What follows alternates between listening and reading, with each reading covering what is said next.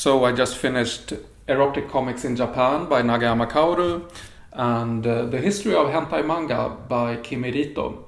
And these two books are about eromanga, that is erotic comics in Japan. And Nagayama is a little bit more theoretical and historical, whereas Kimi is very concrete, goes into the expressions of tentacles, breasts, and the cross-section view. And these books made me realize a few things. First of all, that all manga is erotic.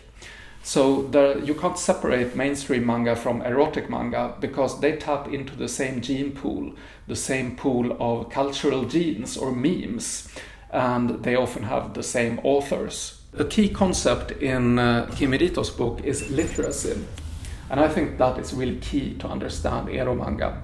Kimi uses the word encoding to describe how certain expressions become so common that they are encoded.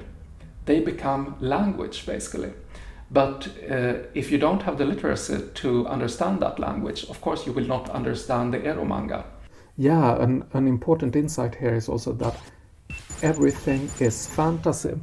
And this is so beautifully illustrated by an interview that Kimi Rito does with John K. Peta, who is a manga artist who has specialized in the cross-section view, which shows the organs in the body as a cross-section. But John explains how he happened to see a film about the organs in the body where you actually saw what they looked like. And he was shocked because that's not how he had pictured it, and he wondered, is this how I should draw them for my readers? And the answer is, of course, no, because the readers don't want to see the actual reality. They want to imagine that this is what the actual reality looks like, but they still want the fantasy. Censorship is not just a nuisance that we want to get rid of.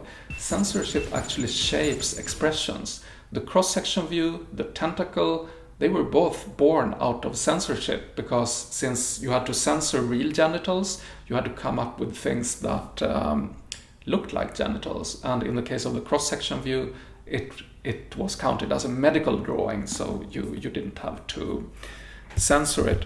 Nagayama Kaoru writes a lot about psychological projection on the characters in the eromanga. So the male readers project themselves on a little girl or even a little boy who is taken advantage of. And the more this little character is taken advantage of, the more the attackers blur into the background and all focus becomes on the little girl or the little boy who is the reader. So all focus on cute me. And he says that to focus only on what is depicted in the frames when you criticize eromanga is so flat, he writes, because what's really interesting is how eromanga is read. What both these books express is a complete fearlessness when it comes to experimenting with erotic expressions in manga. Kimi Rito even writes about that there's an attitude in the eromanga world of anything goes. And that's a contrast to the situation in the Protestant Christian world, where you think that if you like something, if you feel sexual desire for something, that says something about your sexuality. But in a society where you don't have this belief in an inborn sexuality, you don't have this fear that that your innermost secret, your individual secret, as Fakku put it, will be exposed by your tastes in eromanga. The Bishōjo, the pretty girl, she is really key to understand not only eromanga but otaku culture and maybe Japanese culture in general since the 1980s.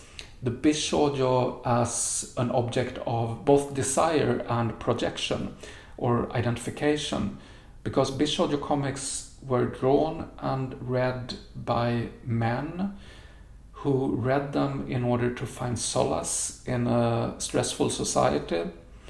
And in a way, we all live in that society now. Back then in the 1980s, it was the bubble economy in Japan. But yeah, finding solace in pretty girls. Or why not pretty boys, like Shota? But that's the real dark matter of eromanga, because there is almost no Shota in these books. Anyway, we're done. We are done.